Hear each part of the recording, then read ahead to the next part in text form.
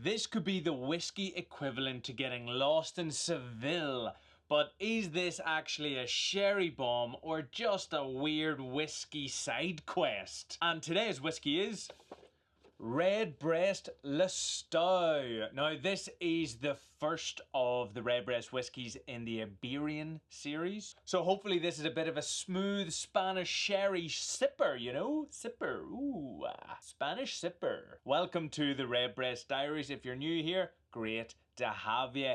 If you've been following along with the series, great to have you back. You're looking well. Great to see you. Hope you're keeping well. Today on the Redbreast Diaries, I'm going to be doing what I always do. I'm going to be opening a bottle, breaking it down, talking about it, tasting it, etc, etc.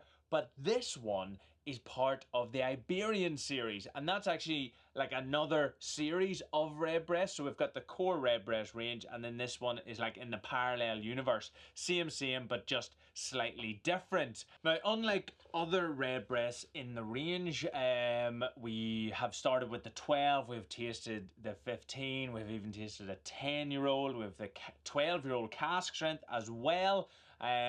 This one does not have an official age statement on it, so that's new. We're also dealing with a specific sherry, so a specific sherry producer is labelled, which is new as well. But all of that kind of feeds into what this Iberian series really is. And essentially what Redbreast are doing with this Iberian series is seeing like what influence those like Spanish sherries and Portuguese ports from that Iberian Peninsula are having or how they're having an effect on the Redbreast whiskey, which is quite fun, and they do have quite a few in the range at the minute. Now, adding sherry to Redbreast is a done deal. They've been doing that for a long time, but these regional fortified wines can just like add something huge. And the first in the range, like I said, and kind of the foundation to this whole project is the Lustau producers. So this is the first one we're going to try now.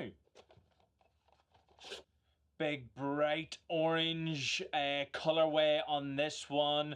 You've also got the Redbreast Robin, which is in flight just there. Now, in terms of the Redbreast brand, even dating back to when it was first on the scene in 1912 with the Gilby Wine and Spirits Merchants, they did use fortified wine casks in their whiskey. They actually used to get quite a lot of their whiskey from the Bow Street Distillery, the Jameson Bow Street Distillery in Dublin, and like the fortified wine cask or the wine casks that they had emptied and sold off to people in Dublin, they then filled with the Jameson whiskey. So, you know, this is very much a hark back to exactly what Gilby's did with the original Redbreasts like 100 odd years ago. So that's kind of cool, right? We like that. Now on the label there is some cool stuff. So it says Redbreast, it says single pot still. Some of you will know this off by heart now. Single just means one distillery, that being the Middleton Distillery down in County Cork.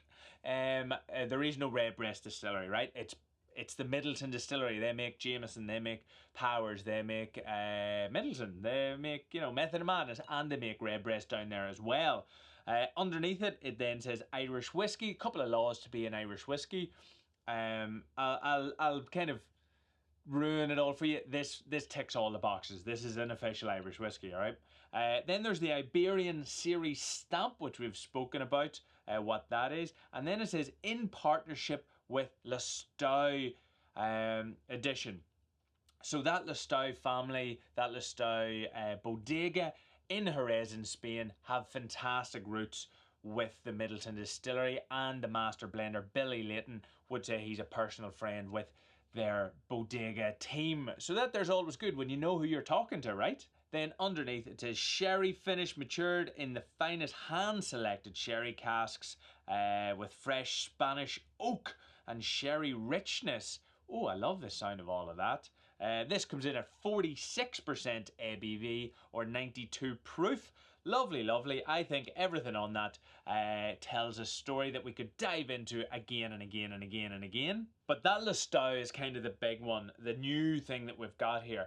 And the Bodega Lustau, based in Jerez de la Frontera, this is one of the Spanish sherry producers who has been doing that Solera system for a long, long time. Actually, they have been aging sherry since 1896. And how this affects this bottle is this bottle of Redbreast Lustau has spent time classically like all other Redbreast in ex-bourbon, ex-sherry, and then in the final year it has been in a first fill Lustau sherry butt. And because this is a first fill, that means we will just be getting more complexity from the barrel, more depth from the barrel, and like more vibrancy overall, because this is the first time it's being used for whiskey straight after it's just had that big rich sherry. So we should get loads of those big sherry bomb influences in this bottle. Hopefully anyway. And it said that Redbreast put the whiskey in that Lustau barrel for at least 12 months.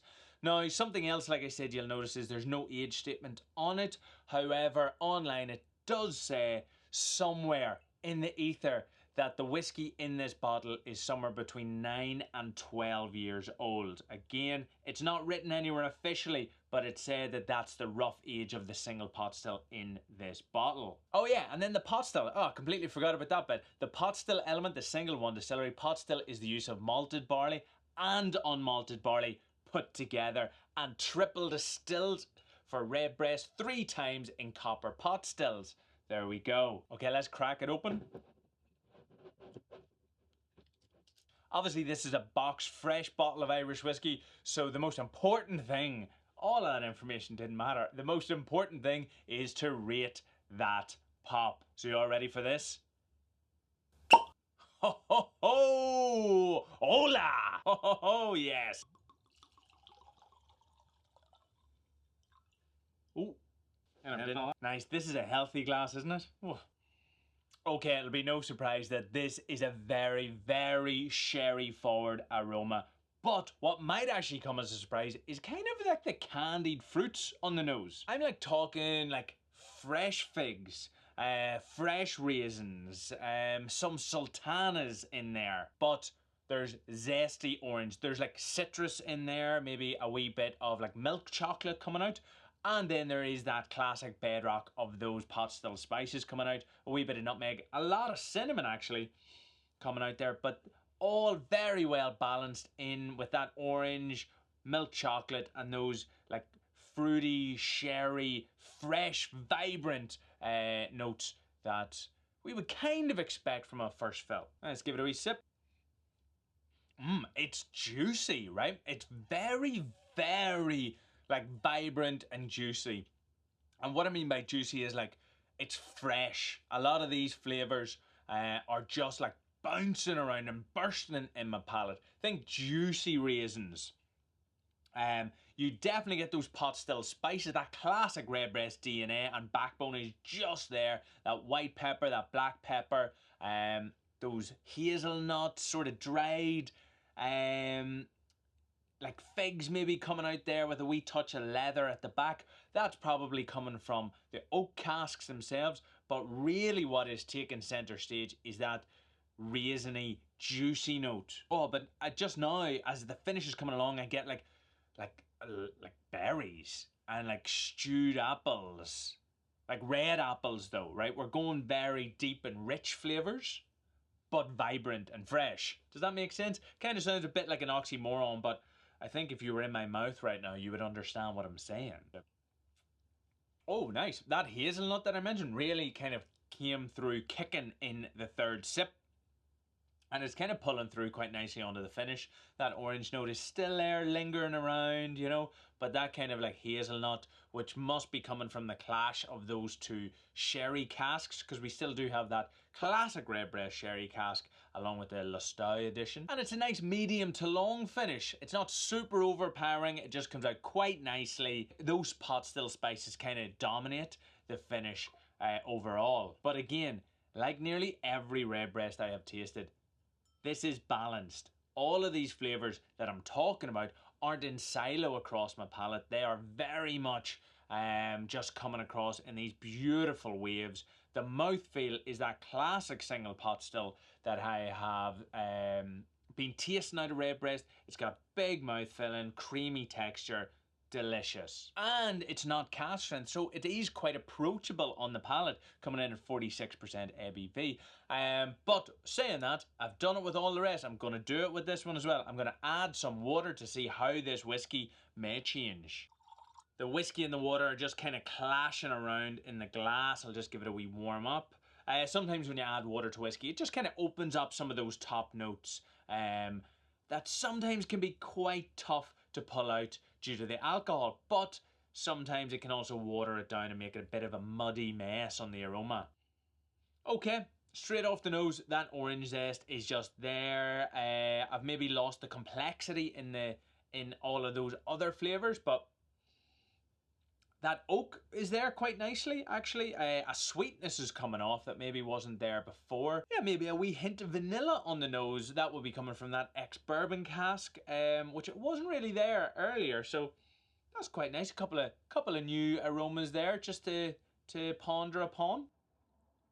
Okay, overall it's 46%. I've probably brought that down to about 38 maybe with the amount of water I put in. You do lose that big kind of pot still spice. It's still there, but it's a wee bit thinner. It's lost the mouthfeel. Some of those flavours are still there. The vanilla does kind of prickle across the tongue. That orange is there, wee bit of raisin, wee bit of nutty note, but the finish has went from a medium to long to just about a medium. Look, all in all, I don't need to go back in for another sip. I would say just don't add water to this whiskey. You don't need to. Don't do it. It's delicious as it is. Don't ruin it with water. Get out of here. Now, the final verdict on Redbreast Lustau. Is it worth it? It comes in just a wee bit more expensive than Redbreast 12, and I think just under Redbreast 12 cask strength. And I must admit, I actually think this is a bloody really enjoyable bottle. It's definitely not something just because it's part of a series that you need to collect and squirrel away and never drink. I would actually say, do drink this. This and the 12-year-old side by side could actually be quite an interesting comparison. Maybe I'll do that next. Who knows? I think for the vibrancy, it really shows you how different a whiskey can taste depending on how different the sherry influence was. And this sherry influence was that big, bright, robust, sort of fresh, like red stewed apples, berries, raisiny note, and that was really cool. I didn't get that in any other Redbreast I've tried so far. So for that alone, even just buy a glass at the bar, or if your mate has a bottle, pop it open and drink it. That's what whiskey's meant for, right? It's meant for sharing. So yeah, I would actually say this would be a bottle I would tell people to grab because it's quite nice and fresh. But if you're looking for one of those whiskies to change your life, to like sit at the top of a mountain watching eclipse while a wolf is howling at the moon, ow, then maybe don't go for this one, all right? It's not got all of that going on. But what it has got going for itself is that vibrancy, that freshness, that balance, that, like, that's class. That's delicious. You know, maybe have it on like a summer evening while you're camping with someone that you love. Class. So that is a wrap on this episode of the Redbreast Diaries. I hope you enjoyed it. If you did, give me a wee like. Sláinte. Have a good one. Good luck.